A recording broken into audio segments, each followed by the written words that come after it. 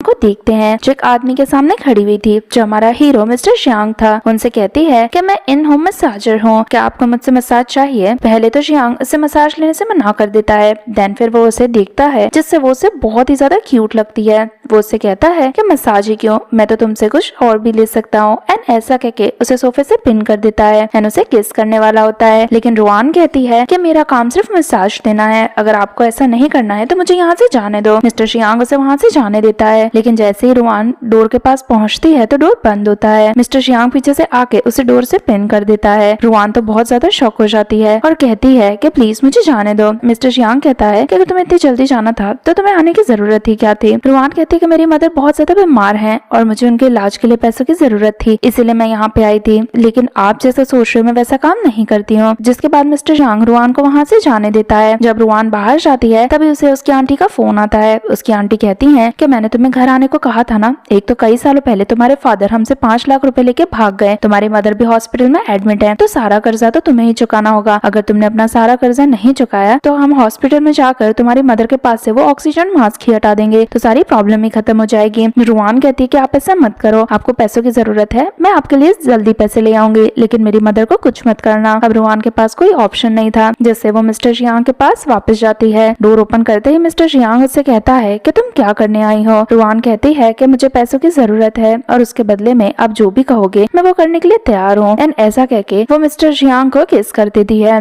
जिससे तो mister Xiang shock हो जाता है एंड रुआन से पूछता है कि कहीं तुम्हें इसका कोई रिग्रेट तो नहीं होगा ना। तो रुआन मना करती है। देन फिर मिस्टर शियांग उसे उठाता है एंड बेड पे ले जाता है एंड उसे किस करने लगता है। देखते ही देखते दोनों का रोमांस हो जाता है। नेक्स्ट मॉर्निंग जब रुआन उठती है तो वो बहुत ही ज्यादा एम्बैरेस होती है। मिस्टर शियांग समझ जाते हैं कि रुआन का ये फर्स्ट टाइम था, जिससे वो उससे कुछ ज्यादा क्वेश्चन करने वाले थे, लेकिन रुआन कहती है कि मुझे बस घर जाना है। मिस्टर शियांग उससे पूछते हैं कि तुम्हें कितने पैसों की जरूरत है। रुआन कहती है कि 3000, लेकिन मिस्टर शियांग को सही से सुनाई नहीं देता है, जिससे उन्हें लगता है कि वो 3 मिलियन मांग रही है। वो मन ही मन सोचते हैं कि ये लड़की कितनी ही लालची है। देन फिर वो उसे पैसे देते हैं और कहते हैं कि आज के बाद मुझे अपना फेस कभी मत दिखाना। रुआन एम्बैरेस होके अपने कपड़े लेके वहाँ से चली जाती है। जब वो जा रही होती है तो मिस्टर शियांग उसे ही देख रहा होता है। तभी मिस्टर शियांग का फ्रेंड जुविन वहाँ पे आता है, जो मिस्टर शियांग से कहता है कि फर्स्ट टाइम तुम किसी लड़की के साथ इतना क्लोज आए हो, मुझे तो लगा था कि तुम्हें लड़कियां पसंद आना ही बंद हो गई हैं। देन फिर वो उसे इनविटेशन कार्ड देता है, जहाँ पर मिस्टर शियांग को मेडिकल कॉलेज में एज ए प्रोफेसर की जॉब मिल गई होती है। मिस्टर शियांग रुआन को देखता है तो जुविन कहता है कि क्या वो लड़की तुम्हें पसंद आ गई है, तो मिस्टर शियांग इसका कोई भी आंसर नहीं देता है। दूसरी तरफ रुआन हॉस्पिटल गई होती है, जहाँ पर उसकी मदर एडमिट होती है, उनका ध्यान रखी रही होती है। तभी उसकी आंटी एंड कजिन वैन वहाँ पे आ जाते हैं। दोनों ही रुआन से पैसे मांगने लगते हैं। रुआन के पास पैसे नहीं होते हैं, जिससे वो कहते हैं कि अगर तुमने